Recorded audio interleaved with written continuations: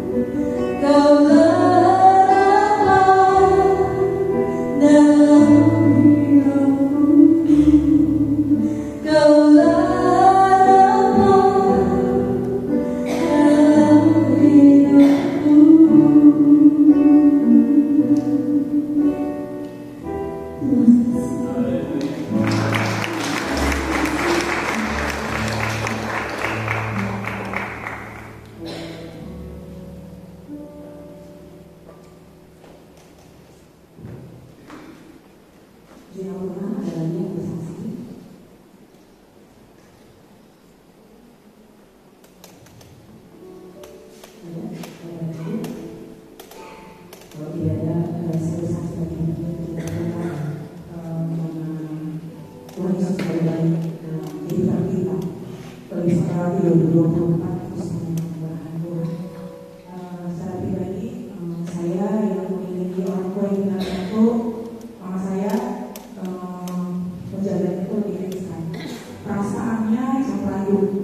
Bahkan ketika dia rasa batuk atau apa, atau merasa panas sedikit, kita tuh udah mau kenapa, gitu. Karena salah satu, kayaknya semua orang tua kalau sakit pasti mencoba untuk diingetin sama supaya anaknya nggak tahu gitu. Dan itu yang pernah kami alami. Dia berusaha tetap kuat, dan yang saya tahu tuh mama tuh pemakan apa aja gitu. Jadi mau apa aja mau dimakan. Di saat dia tidak bisa nggak mau makan, itu adalah salah satu tanda bahwa dia lagi nggak baik-baik saja. Walaupun tapi tetap nggak baik-baik saja. Di 2024 di bulan Oktober menuju ke November, tiba-tiba panas, tapi ini nggak biasanya kok panasnya berkesinambungan terus turun naik sampai akhirnya kami bawa ke dokter dan coba cek darah. Ternyata HB-nya turun, HB-nya hanya 9, normalnya 11. Lalu pada saat itu pulang gereja, dia masih tetap pokoknya ke gereja gitu. Mau ke dokter aja makannya di tempat dia, karena saya coba punggungnya situ kan pasien gitu, jadi lebih cepat kuat gitu. Bahkan ketika dokternya tanya, ibu usianya berapa? 77 tahun. Terus mau dokternya kaget, 77 tahun. Resepnya apa bu? Lah saya ketawa. Nah ini dokter malah nanya resepnya. Terus akhirnya saya langsung bilang, dokter resepnya cuma satu, hati yang gembira wajah maksud. Oh iya betul. Itu akhirnya puji Tuhan boleh mengalami kesembuhan. Di Desember sepupu saya bilang, kak ini coba cek matanya mantua dari gitu. Karena waktu 2021 mama saya udah diangkat karena sudah kerok, dan di situ pula dinyatakan mata kirinya sudah tidak baik-baik saja, sudah tidak bisa digunakan. Karena waktu itu satu tindakan yang harus dilakukan adalah penyuntikan di matanya. Kami sepakat, kami nggak setuju kalau disuntikin mata kirinya. Ya udah, kami terima apa adanya, udah nggak bisa melihat lah. Intinya mata kiri udah nggak bisa pakai pada dokter. Itu 2021. Hanya kanan yang bisa diangkat katakannya yang cukup tebal. Di Desember kemarin seperti saya bilang, kak nggak coba cek ke rumah sakit. Oh iya juga ya. Secara manusia saya sebenarnya takut kalau ke dokter. Kalau bisa jangan ke dokter gitu. Percaya aja gitu walaupun kami takut. Karena saya tahu kalau udah dibawa ke dokter pasti merembet nih. Karena mama saya diabetes gitu. Terus akhirnya dapat jadwal di hari Jumat. Sebelumnya kita udah perintah menjaga tidurnya, makan semuanya. Emang yang paling teratur mama saya sih. Kalau udah malam saya bilang, udah jangan lagi gitu. Saya gak nahan, tapi mama saya nahan. Di Jumat, di hari Kamis malam saya udah bilang, pokoknya kita harus cek semuanya di rumah supaya gula darah dan semua baik-baik aja. Kalau misalnya dokter, kita udah baik-baik aja. Walaupun masih ketakutan. Hari Jumat pagi jam 5:30 berangkat ke rumah sakit Cinto. Saya coba tenang, walaupun sebetulnya saya dan kakak saya mungkin merasa diam aja. Takut sih, masih ada takutnya ini kenapa ya? Ternyata pas dicek udah 2021, berarti kurang lebih sampai 3 tahun sudah dicek. Karena memang waktu itu masanya COVID, jadi kami takut kalau bolak-balik. Akhirnya ketemu sama dokternya itu pada saat dicek semuanya dengan hitungan yang begitu panjang,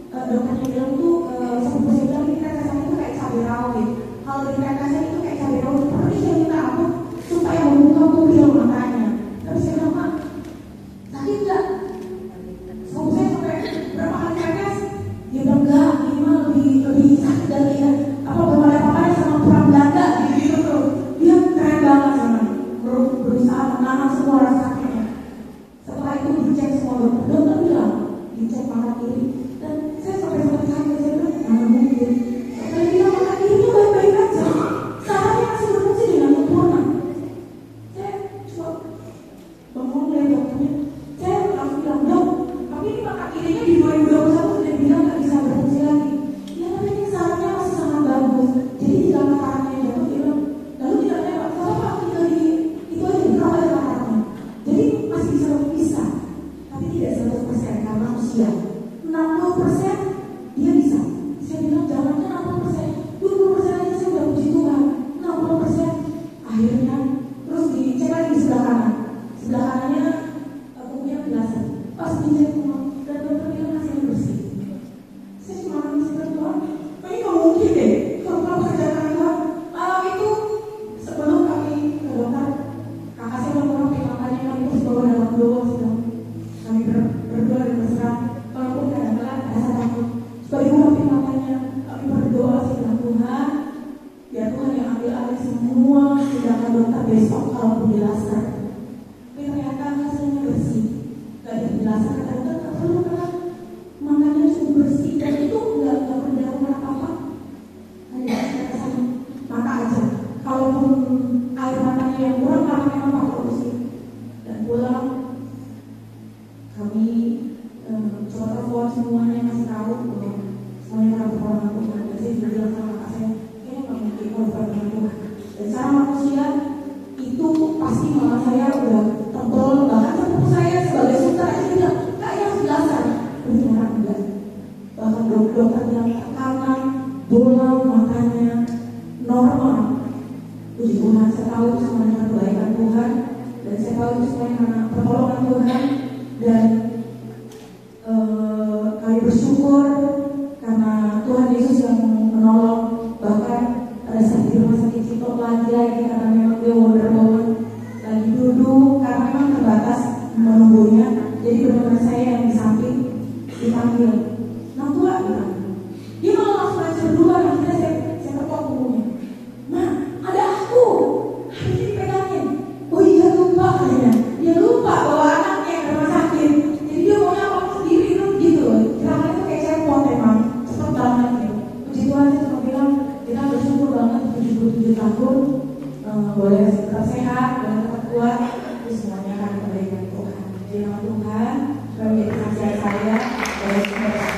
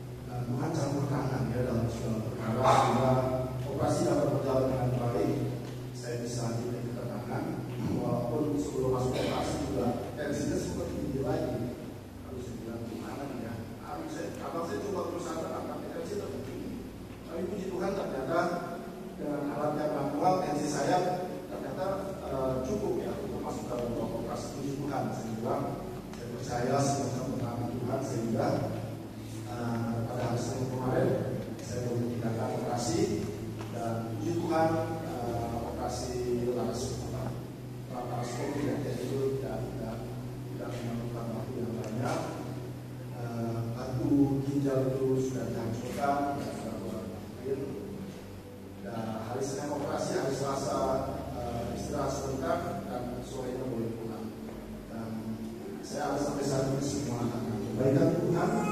Saya percaya campur Tuhan dan doa-doa dari saudara semua juga menguatkan saya. Dan saya percaya memasuki tahun yang baru ini ada banyak kekhawatiran juga yang saya hadapi, karena saya masih kurang fit ya, saya rasa badan saya kurang enak gitu. Tapi saya percaya bahwa campur tangan Tuhan itu akan terus berlaku dalam kehidupan saya dan kehidupan saya.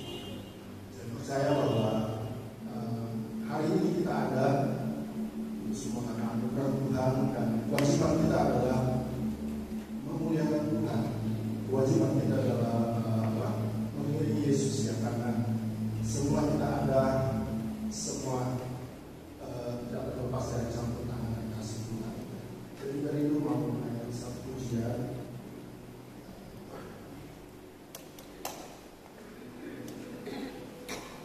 Jadi berkata bahwa tadi sekarang ini semua akan anugerah Tuhan dari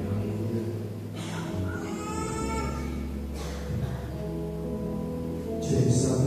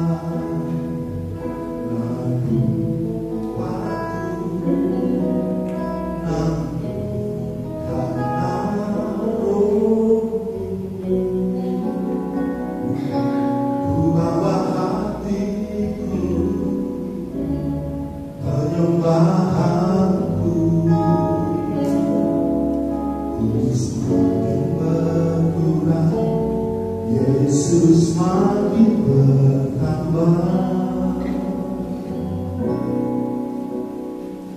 mengikut Yesus, itulah kesukaan hatiku. Ku lepas semua aku,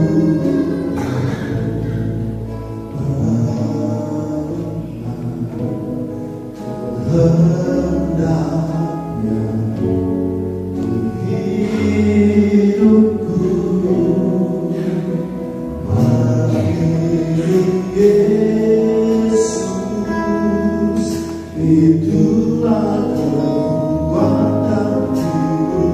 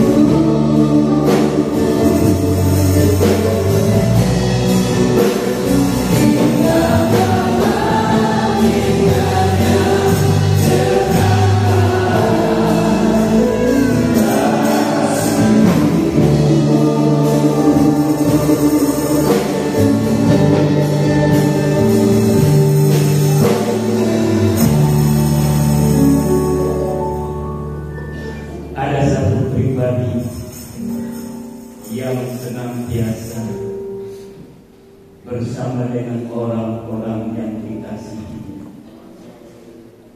Dialah Yesus yang sudah memberkati saudara dan saya, yang sudah menyertai saudara dan saya.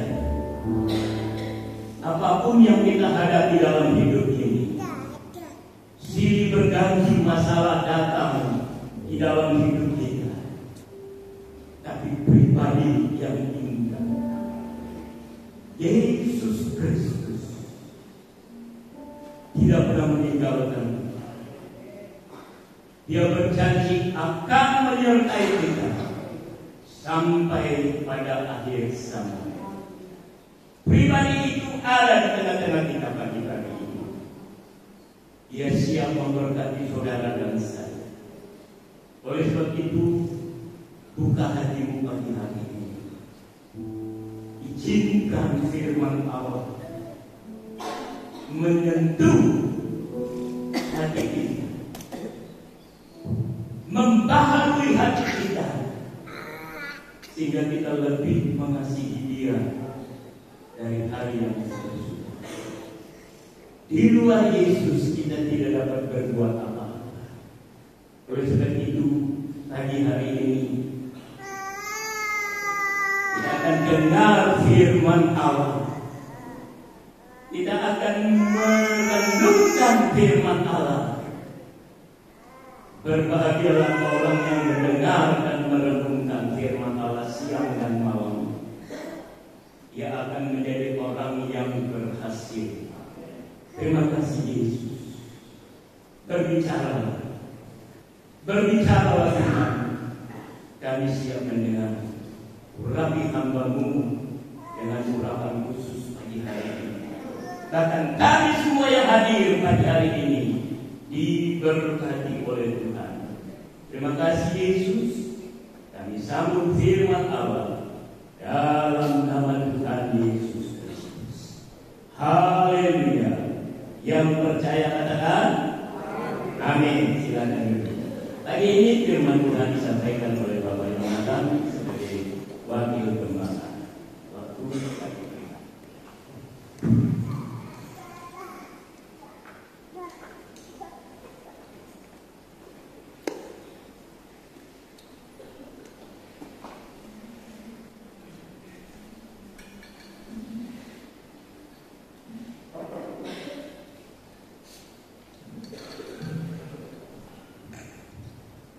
Puji Tuhan.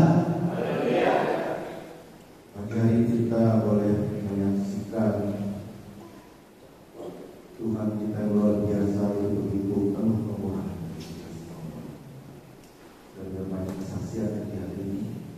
Semuanya menyatakan bahwa kemurahan Tuhan itu terus menjaga kehidupan kita sampai sekarang.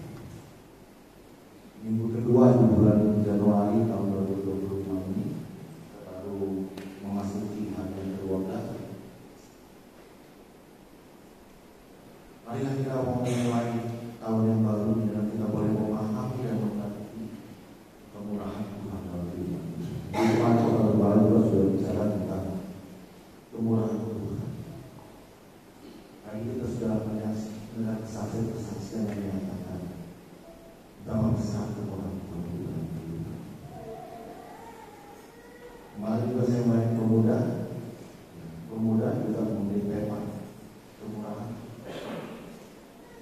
Jadi kita mengawal budaya kita menyanyikan pujian kemurahan-Mu lebih dari.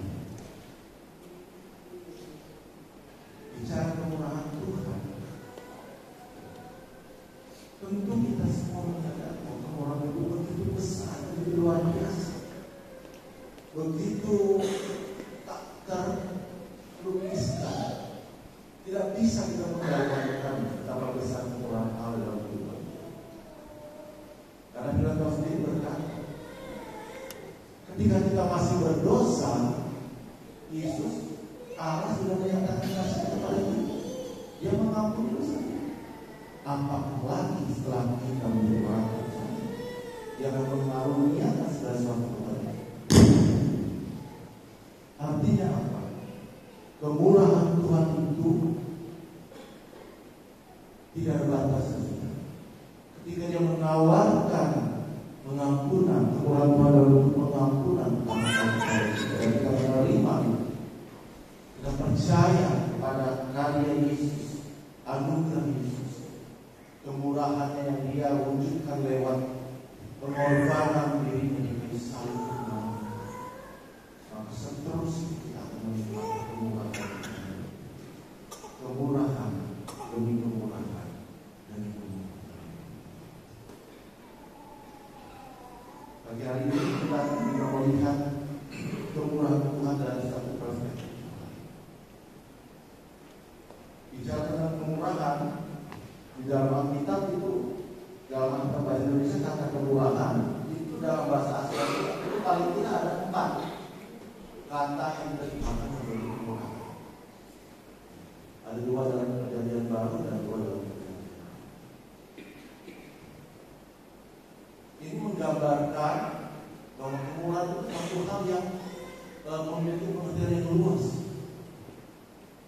Dan alangkah baiknya kita bisa memahami itu dan mengerti itu sehingga kita boleh menikmati, meresapi dan mengalami semua kemurahan Tuhan di dalam hidup.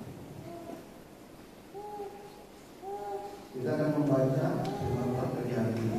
Ayat yang kita baca Mazmur 27 ayat yang ke-4.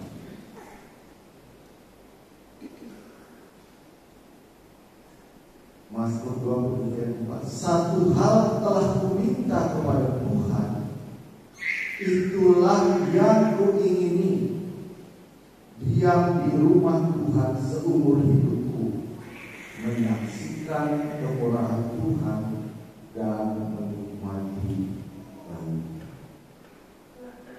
Ayat ini sudah tidak asing bagi kita.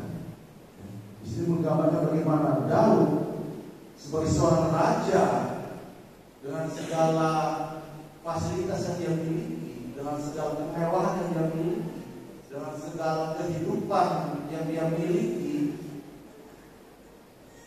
dia berkata bahwa yang dirindukannya ialah diam di rumah Tuhan.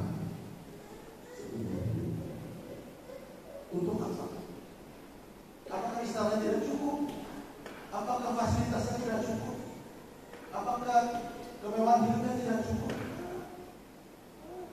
Sehingga dia berkata, satu hal telah kuminta kepada Tuhan, itulah yang kuingini, diam di rumah Tuhan seumur hidupku. Untuk apa?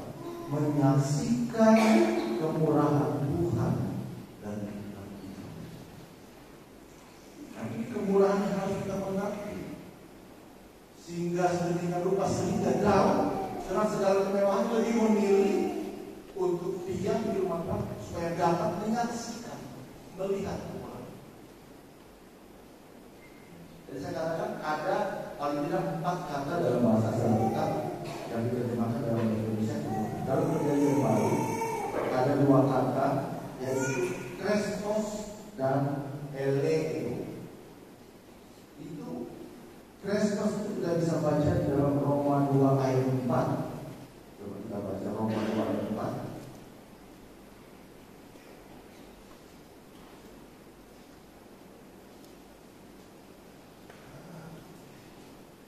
Ini ayat yang saya sampaikan kepada pemuda di dalam firman pada tadi sore.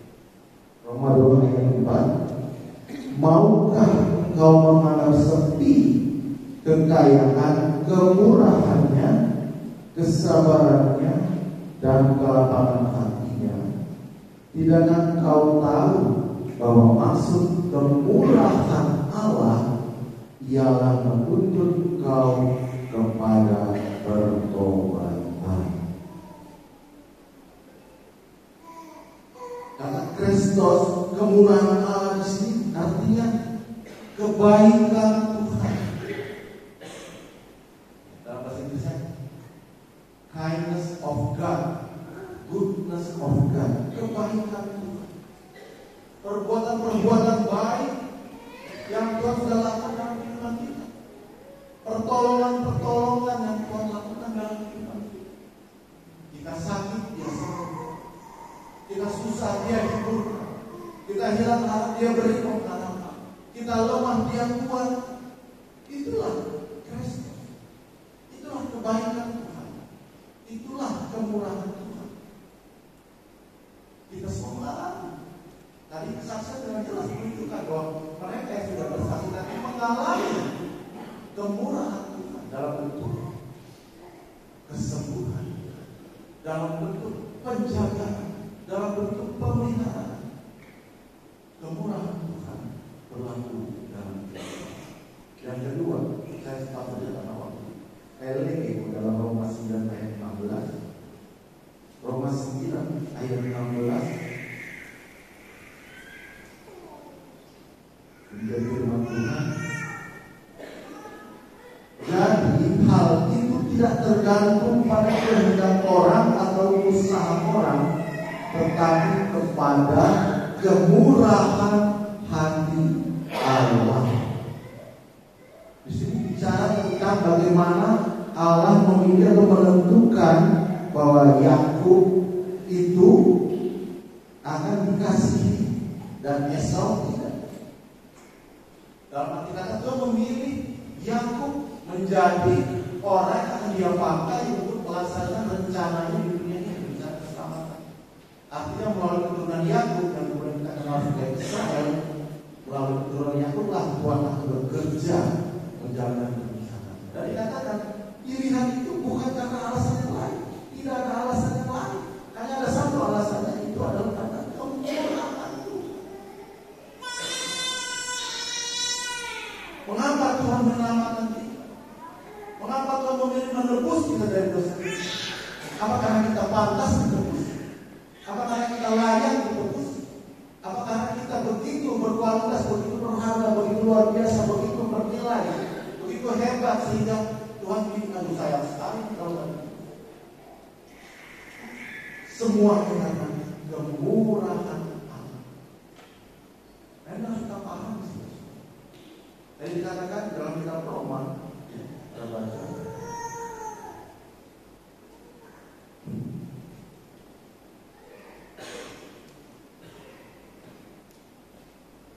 Kita baca di dalam kitab Roma pasal 5 ayat 8. Akan tetapi Allah menunjukkan kasih-Nya kepada kita, kemurahan.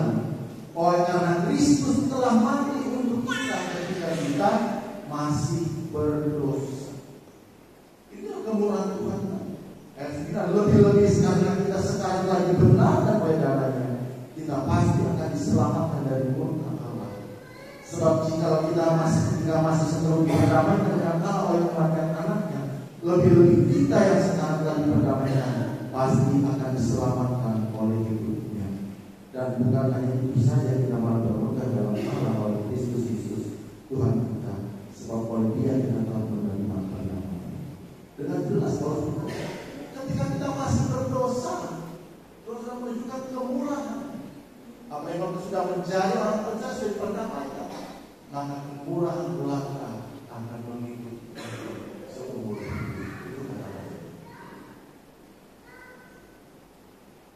Jadi pengalaman kemurahan, mengalami kemurahan Tuhan itu satu hal yang wajar, satu hal yang lumrah, satu hal yang sudah menjadi bagian dari rencana Tuhan bagi kita.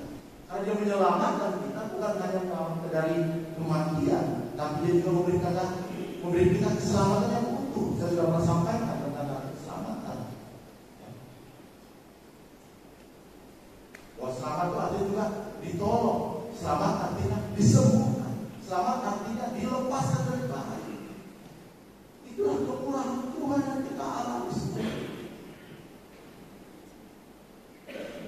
Jadi masalah sekarang adalah bagaimana kita menyikapi kemurahan Allah ini. Dari dalam kitab Roma yang kita sudah baca,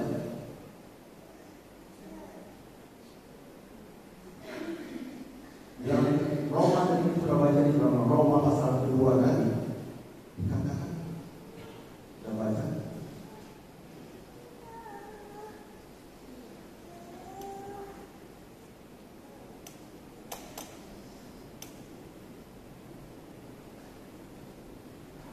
Ayat 4. Maukah engkau menganggap sepi kekayaan kemurahannya, kesabarannya, dan kelapangan hati? Tidakkah engkau tahu bahwa maksud kemurahan Allah ialah menuntut engkau kepada bertobat? Mengapa kemurahan Allah itu terus berlaku dalam hidup kita? Bahkan kita jatuh dalam dosa sekali. Kita mengalami kegagalan dalam pendirian kita kepada Tuhan, Dia tetap memberi kemurahan, Dia tetap mengampuni. Tetapi yang kadang-kadang menjadi sifat manusia, ketika mengalami pertolongan Tuhan, kemurahan dan kebaikan Tuhan, mereka melupakan bahwa dalam kehidupan kita Tuhan menginginkan sesuatu. Ada maksud Tuhan dalam kemurahan itu. Apa maksud Tuhan itu?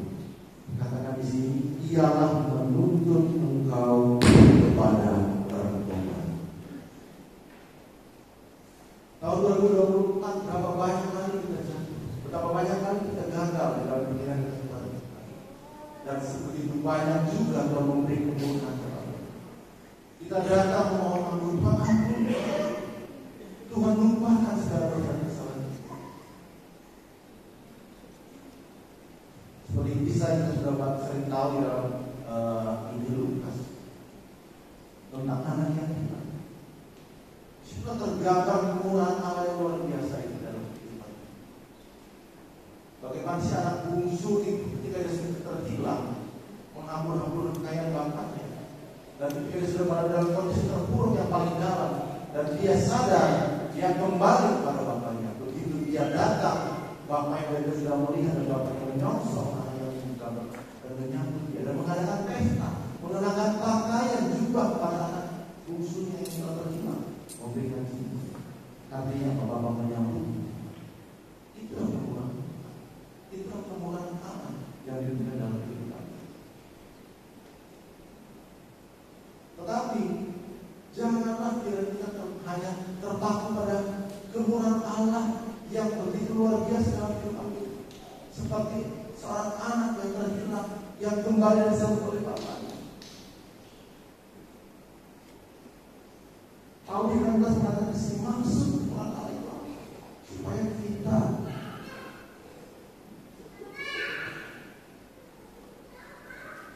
kita bertobat. Maksud kemurahan Allah ialah menuntut engkau kepada bertobat. Bertobat atau pertobatan dalam bahasa Asli metanoia itu artinya perubahan manusia. Metanoia artinya perubahan pikiran, kehendak, rasa. Jadi ketika kita gagal, kita berdosa, kita jatuh, kita bertobat, kita datang kepada Tuhan. Yang Tuhan inginkan adalah setelah kita diterima oleh Allah, pertobatan, perubahan manusia tadi, perubahan pikiran, perubahan kehendak, perubahan rasa. Tuhan ingin kita memperbaiki kehidupan. Tuhan tidak ingin kita jatuh, mengalami kemurahan Allah, diterima kembali oleh Allah, kemudian kita jatuh lagi, melakukan hal yang sama, dan hal itu terus berulang. Itu bukan firman kita. Roma 11:22 berkata, sebab itu perhatikanlah kemurahan Allah dan juga kekerasan, yaitu kekerasan atas orang-orang yang telah jatuh. Tetapi atas kamu kemurahannya, yaitu jika kamu tetap dalam kemurahannya, jika tidak kamu pun akan diperbaiki. Allah itu membawa kita dalam kemurahan, bukan membuat kita hidup di dalam perasaan yang enak-enak saja, atau merasa nyaman, merasa tenang.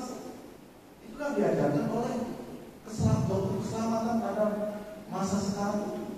Ada namanya Hyper Grace, dan berkata karunia Allah itu begitu sempurna sehingga kita diselamatkan, diampuni dosa-dosa kita, baik dosa dulu, dosa sekarang maupun dosa yang akan datang. Jadi kita hidup bebas, suka kita, karena kasih Allah. Ini belajarnya mengajarkan bahwa kita harus memperhatikan kemurahan dan juga kekerasan. Karena kemurahan diberikan supaya kita bertobat. Kalau tahun 2024 kita sudah banyak kegagalan, kesalahan, pelanggaran, dan Tuhan ampun dan beri kesempatan. Tahun 2024 jangan lagi. Bertobatlah, artinya berubah. Berubah pola pikirmu, berubahlah dan benar. Diubah supaya kita terus mengalami peningkatan di dalam iman kita.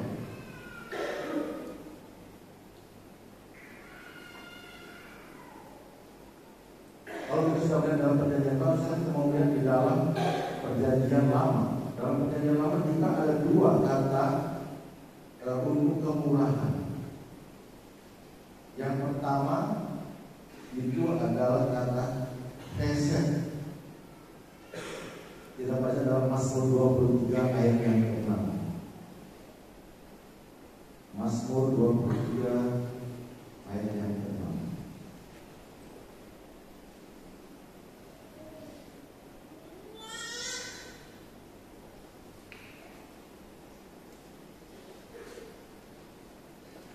Demikian firman Tuhan. Mazmur 23 ayat yang ke-6. Kebajikan dan kemurahan belaka akan mengikuti aku seumur hidupku, dan aku akan diam dalam rumah Tuhan sepanjang masa. Hesed ini sama dengan kata Kristus dalam perjanjian baru. Artinya apa? Kebaikan Tuhan. Goodness of God, kindness of God. Kemurahan Tuhan dialami juga oleh bangsa Israel. Bahkan kata hesed ini dalam Alkitab perjanjian lama itu ada 247 kali, paling banyak di Mazmur. Jadi artinya apa? Bangsa Israel itu dalam sepanjang sejarah kehidupan mereka sudah mengalami kebaikan Tuhan yang luar biasa.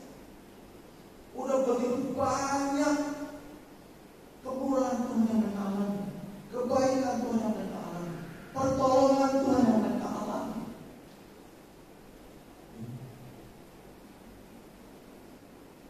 Saudara sebutkan, semua bayangkan dalam sejarah panjang mereka sudah hampir 5.000 tahun sejak mereka keluar dari Mesir. Allah sudah menyatakan kebaikan kepada mereka kemurahan berkali-kali. Ketika mereka berada di padang gurun, ketika mereka masuk tanah Kanaan, ketika mereka mulai mendiam tanah dan tinggal di situ, mereka diserang oleh musuh-musuh. Tuhan menolong mereka. Berarti banyak persoalan ini. Tapi kita melihat bagaimana sejarah bangsa Israel. Setiap kali mereka jatuh, Tuhan tolong mereka. Setelah mereka diselamatkan oleh Tuhan, mendapat kemurahan Tuhan, mereka melakukan hal itu lagi. Tuhan tolong lagi, Tuhan selamatkan lagi. Mereka lakukan lagi, terus begitu berulang. Mulai dari zaman Musa, zaman Yosua, zaman hakim-hakim, zaman raja-raja, sampai akhirnya Tuhan berusaha untuk membuang mereka kembali. Artinya apa, saudara?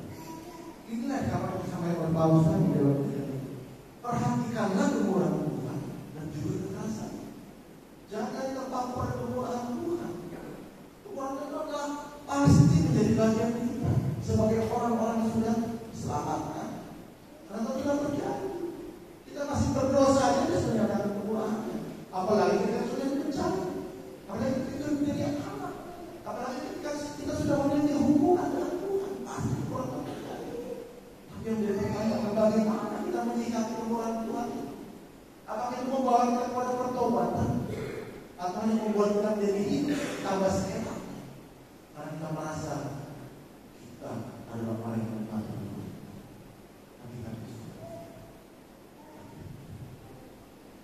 Nah, inilah yang akan membawa kita kepada kata kemurahan yang bersumber dalam perjanjian lama.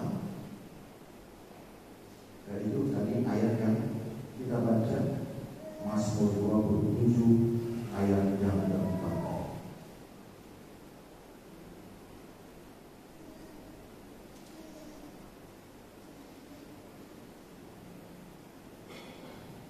Satu hal telah kuminta kepada Tuhan, itulah yang kuingini, diam di rumah Tuhan seumur hidupku, menyaksikan. Kata kemurahan di sini dalam bahasa Asal kita menggunakan kata Noah. Noah artinya apa? Kalau saudara punya angka bahasa Inggris, arti kata kemurahan di situ adalah the beauty of God. Saudara bisa cakap bahasa Inggris. The beauty of God. Keindahan Tuhan. Jadi yang membuat Daud rela meninggalkan kemewahan, rela meninggalkan kenyamanan, fasilitas istana yang megah, dan lebih memilih datang ke rumah Tuhan itu apa? Menyaksikan kemurahan Tuhan, menyaksikan kebaikan Tuhan atau keindahan Tuhan.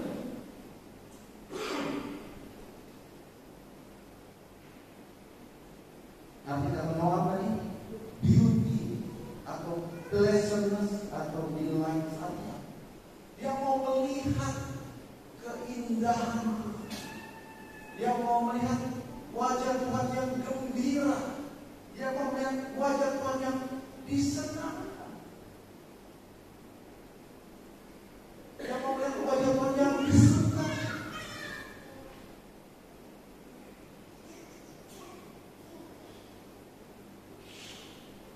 Ini yang banyak kali kita orang bisa. Kalau tadi ketiga kata kemurahan berarti apa yang Tuhan buat, sesuatu yang Tuhan kerjakan bagi kita, kebaikan, pertolongan, kelepasan, kesehatan, kesembuhan. Itu yang dikatakan oleh arti dari tiga kata kemurahan tadi. Baik hesed, baik itu Kristus dan kebaikan, kemurahan, pertolongan, berkat, anugerah, kasih, semua itu. Tapi Noah, kita datang bukan karena ingin kemurahan Tuhan tadi. Kita datang ke rumah Tuhan bukan cuma ingin pertolongan Tuhan, bukan cuma ingin kesembuhan Tuhan, bukan cuma ingin berkat Tuhan, bukan cuma ingin kelepasan Tuhan. Tapi sesungguhnya hakikat sejati ibadah kita datang dan menikmati, menyaksikan, melihat keindahan Tuhan. Dulu saya ingat Bapak Pendeta Henry, melihat Tuhan tersenyum, itu kadang-kadang luar biasa. Inilah yang banyak hilang dari ibadah orang-orang Kristen pada saat ini. Kita semua orang datang ke rumah Tuhan hanya untuk menikmati orang Tuhan dalam artian menikmati berkat Tuhan, menikmati kesembuhan Tuhan, menikmati pertolongan dari Tuhan, menikmati kelepasan dari Tuhan. Dan banyak kali hal tersebut membuat kita terlena. Oh puji Tuhan, Tuhan itu baik, Tuhan tolong saya, Tuhan sembuhkan saya, Tuhan ampuni saya. Dan saya tidak membawa kita kepada pertolongan, tapi membuat kita terlena, terus hidup di dalam kesalahan-kesalahan yang sama, mengulangi hal-hal yang sama yang menyakiti hati. Kita tidak pernah datang melihat wajah Tuhan tersenyum melihat kita. Tuhan bersuka melihat kita. Tuhan terlihat indah ketika Dia melihat kita. Karena Dia disenangkan, karena Dia disukai. Oleh apa yang Dia datang mengadakan kita. Bagaimana Tuhan bisa disenangkan? Bagaimana Tuhan bisa disukai ketika kita menjadi orang-orang yang melakukan. Ketika dia orang yang beribadah sungguh-sungguh. Di dalam Roma 12 ayat Paulus, oleh kemurahan atau demi kemurahan Allah, aku menasihatkan kamu supaya kamu mempersembahkan tubuhmu sebagai korban hidup yang kudus dan berkenan kepada Allah. Itulah ibadah Kristiani. Itulah yang membuat Allah tersenyum. Itulah yang membuat muka Allah terlihat indah. Ketika kita datang,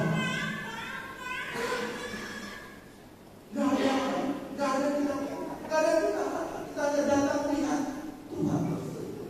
Tuhan begitu indah, Tuhan begitu disenangkan, Tuhan begitu disertakan hanya melihat kita datang.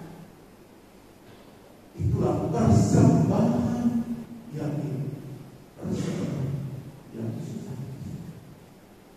Jadi kita datang kepada yang bukan persembahan uang dan duit. Itu adalah bagian dari ibadah kita rasa syukur.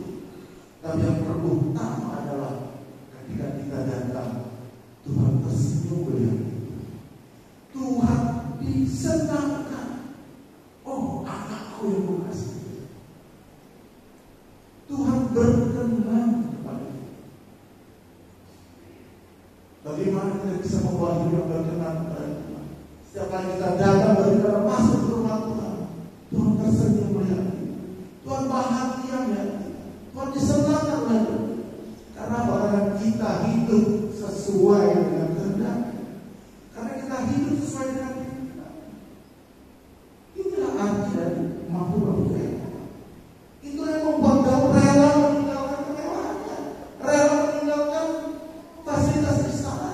Karena apa? Karena ketika dia datang, dia melihat Tuhan yang indah. Tuhan disenangkan oleh kehadiran.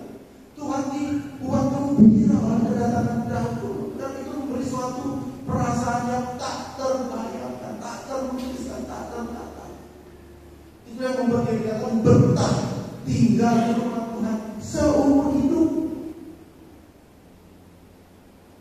Jadi kalau orang yang tak betah di rumah Tuhan, dia datang yang Tuhan cenderung, atau mungkin Tuhan marah, atau mungkin Tuhan hanya sekedar berdiam. Perhatikanlah bagaimana kita hidup di dalam Tuhan. Kemurahan sudah kita nikmati. Adakah itu membawa kepada pertobatan? Adakah itu membawa kita kepada penyembahan yang sejati, ibadah sejati, persembahan tubuh kita kepada Tuhan? Itu yang membuat Tuhan tersenyum, yang membuat Tuhan disenangkan ketika dia melihat kita pagi hari ini di minggu kedua tahun 2020. Benar, tahun kemurahan Tuhan. Benar, kemurahan Tuhan mengikutimu seumur hidup. Tapi yang menjadi pertanyaan, apakah di tahun 2025 ketika engkau datang masuk ke rumah Tuhan, engkau bisa melihat Tuhan?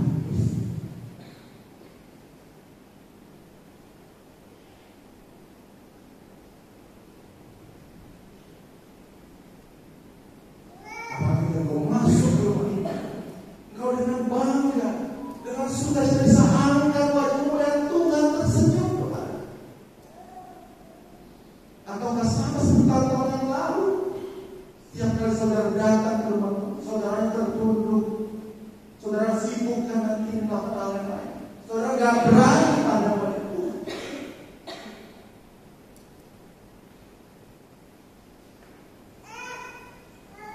Karena saudara tahu bahwa kehidupanmu tidak indah, kehidupanmu tidak menyenangkan Tuhan. Atau hanya datang setiap kali datang yang kau cari adalah kebutuhan, pemenuhan keinginan, kemurahan Tuhan yang kau senantiasa tuntut untuk hidupkan kita.